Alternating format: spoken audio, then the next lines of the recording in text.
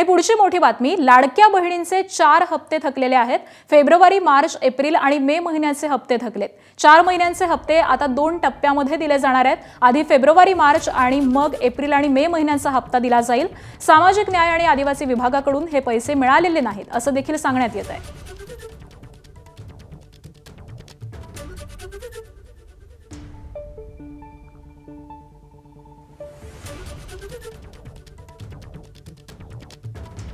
एकीकडे लाडकी बहीण योजनेमध्ये मोठ्या प्रमाणात काटछाट करण्यात आलेली आहे, तर दुसरीकडे जवळपास 4 महिन्यांपासूनचे हप्ते हे लाडक्या बहिणींच्या खात्यामध्ये जमा झालेले नाहीयेत आणि यानंतर आता हे हप्ते 2 टप्प्यांमध्ये जमा केले जातील असं सांगण्यात येत आहे। सामाजिक न्याय आणि आदिवासी विभागाकडून पैसे मिळालेले नाहीत असं देखील कळतंय, त्यामुळे 4 महिन्यांचे हप्ते हे आता 2 टप्प्यामध्ये दिले जाणार आहेत।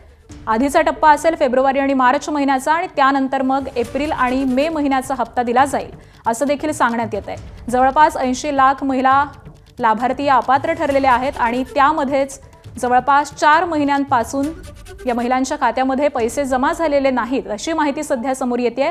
फेब्रुवारी, मार्च, एप्रिल आणि मे या 4 महिन्यांचे हप्ते सध्या थकल्याचं कळतंय। तर 4 महिन्यांचे हप्ते आता 2 टप्प्यामध्ये दिले जाणार आहेत। आधी फेब्रुवारी, मार्च आणि त्यानंतर मग एप्रिल आणि मे महिन्याचा हप्ता हा खात्यामध्ये जमा होईल। सामाजिक आणि न्याय आदिवासी विभागाकडून पैसे मिळालेले नाहीयेत असं सांगण्यात येत आहे। या सगळ्या संदर्भामध्ये अपडेट जाणून घेऊयात। आमचे प्रतिनिधी राजू सोनावणे सध्या आपल्या सोबत आहेत। राजू, एकीकडे 80 लाख महिला अपात्र ठरलेल्या आहेत, तर दुसरीकडे 4 महिन्यांपासूनचे हप्ते मिळालेले नाहीयेत, काय नेमकं कारण आहे? आकांक्षा, आपण पाहतोय की लाडकी बहीण योजनेमध्ये जवळपास 80 लाख अपात्र करण्यात आलेला आहे आणि दुसरीकडे आपण पाहतो 4 महिन्यापासून जे आहे महिलांच्या खात्यामध्ये पैसे आलेले नाही, त्यामुळे एक वेगळी नाराजी जी पाहायला मिळते।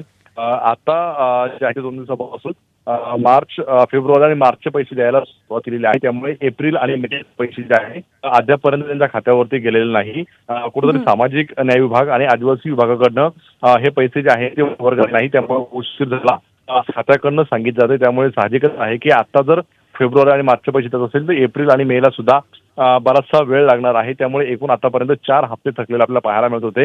एकीकडे आपण पाहतोय की जवळपास 80 लाख लाभार्थी जे आहेत ते कमी झालेले आहेत, मात्र दुसरीकडे जे आहे ते त्यांच्या खात्यावर पैसे जात नाही, त्यामुळे काही प्रमाणामध्ये नाराजी सुद्धा पाहायला मिळते। कारण एकूण जर राज्याची परिस्थिती पाहिजे त्याचा परिणाम कुठेतरी होताना पाहायला मिळतो आणि त्याचा फटका सुद्धा सामाजिक न्याय विभाग असेल किंवा आदिवासी विभागाच्या योजनांवर सुद्धा पाहायला मिळते। त्यामुळे आता सरकार नेमकी कशी कसरत करणार आहे हे पाहणं महत्त्वाचं राहील। निश्चित, धन्यवाद राजू या सविस्तर माहितीसाठी।